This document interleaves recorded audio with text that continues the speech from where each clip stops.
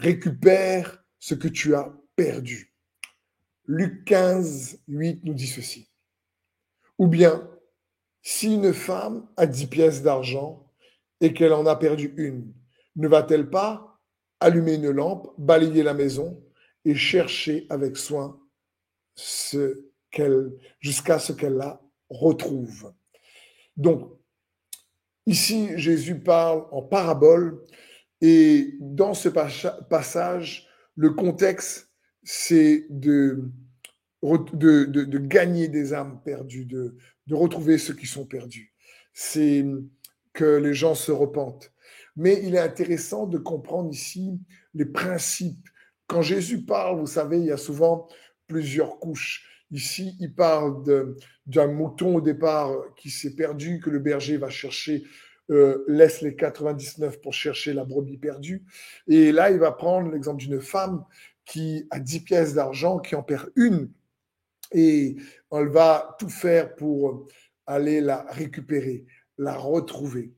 Et c'est dans ce sens que j'aimerais t'encourager au travers des Écritures pour aller récupérer ce que tu as perdu, parce que c'est ce que Jésus veut nous encourager également. Ne pas laisser l'ennemi nous voler des choses. Peut-être qu'il y a 9 pièces qui sont encore là, mais il y a une pièce qui manque. Et le Seigneur veut que m'encourager à aller chercher ces choses-là, ne pas laisser l'ennemi l'avantage sur nous. Et pour ça, il nous donne trois clés, trois principes importants. Il va nous dire, ne va-t-elle pas allumer une lampe?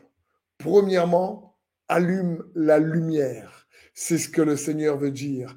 Allume la lumière, c'est-à-dire, il faut avoir la révélation pour chasser les ténèbres, démasquer le péché, découvrir les pièges, les liens du diable. C'est-à-dire, des fois, on ne sait pas. On a besoin de demander au Seigneur, Seigneur, montre-nous. Nous, on pense comme ça. Est-ce qu'on a raison? Sonde nos cœurs.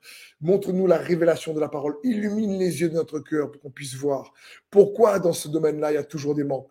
Pourquoi dans ce domaine-là, on ne réussit pas? Pourquoi dans ce domaine-là, j'ai l'impression que l'ennemi me vole tout le temps? Pourquoi dans ce domaine-là, je ne progresse pas comme ta parole le dit? Et là, il dit, allume la lumière pour récupérer ces choses. Ça parle de la révélation, du Saint-Esprit de sagesse et de révélation, la lumière de son esprit qui éclaire. Ensuite, il va dire, balaye la maison. Waouh! Balaye parle ici de nettoie, c'est-à-dire, il faut changer certaines habitudes parfois. Il faut nettoyer notre manière de vivre, notre manière aussi, donc, de parler peut-être. Il faut nettoyer notre manière de penser. Il faut nettoyer ce qui affecte nos cœurs, nettoyer le péché dans nos cœurs, peut-être la rancœur, peut-être l'incrédulité. Il parle ici, après, il nous dit, nettoie, balaye, ça signifie, une fois que que le Seigneur t'a révélé ce que tu ne connaissais pas dans le domaine que l'ennemi t'a volé, là où l'ennemi t'a volé, il est en train de dire, écoute, peut-être que là, il faut maintenant commencer à nettoyer. Parce que tu peux avoir la révélation, il te met la lumière, il te libère d'une situation oppressante, mais si on ne change pas notre manière de faire nos habitudes, eh ben, automatiquement, on risque de rester quand même dedans. Et la troisième chose, il va dire, chercher avec soin, elle a cherché avec soin jusqu'à ce qu'elle la retrouve, comme on a vu dans ce verset. Ici, chercher parle d'être intentionnel. Il faut, pour aller retrouver ce que tu as perdu. Il faut également se former. Chercher parle de se préparer. Ça parle ici, quand quelqu'un cherche, c'est pas accidentel. Il met sa volonté. Il sacrifie de son temps. C'est-à-dire, il veut connaître, il veut cette fois-ci chercher, il veut découvrir comme un chasseur qui cherche une proie, il est intentionnel pour découvrir la proie et réellement s'en emparer. Donc c'est dans ce sens.